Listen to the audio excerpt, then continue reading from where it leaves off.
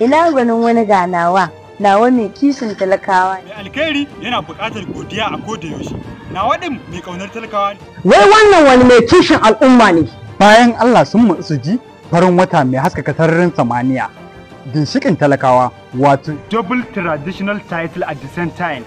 Hajji Manir Ibrahim, Barden Shuni. Kuma Jarman Marafan Shuni. Ya taimaki mai shi, ya taimaki mara shi. Ya yi abubuwa da yawa waɗanda duk wanda ya ji su dole ya jinjina masa. Ya samar da wutar lantarki, gyaran masallatai da kuma inganta su. Ya ba da tallafin abinci ga magidanta a kowane wata. Kuma ya saka fitilu masu aiki da hasken rana wato solar street light. Ya samar da famfon ruwan sha kyauta. Ya kashe zunzurutun kuɗi domin a ƙara inganta masallatai da kuma faɗaɗa makabartu.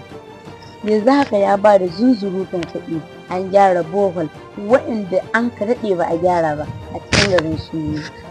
Shin Alhaji Manir Ibrahim ko ɗan siyasa ne? Shi ɗin ba ɗan siyasa ne. Baya da mukami a gwamnati kuma bai taɓa riƙe wani mukami na gwamnati ba. Shi ɗin dai wata rahama ce da Allah ya bayyana a cikin bayansa.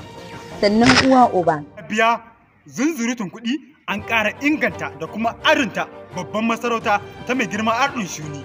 Abin da aka daɗe ba a yi ba shekaru ya zo cikin ƙanƙanin lokaci ya gyara wannan babban masarauta ta mai girma Ardun Shuni da ke garin Shuni. Samar da abinci kyauta ga dubban jama'a. Kai Barden Shuni, Jarman Marafan Shuni ya kai barde. Roƙon Allah ya riko da hannayenka kuma ya saka maka da gidan aljanna ta hanyar taimakon da kake yi wa bayansa. You are the best mai girma Barden Shuni kuma Jarman Marafan Shuni. Kai magani mun gode.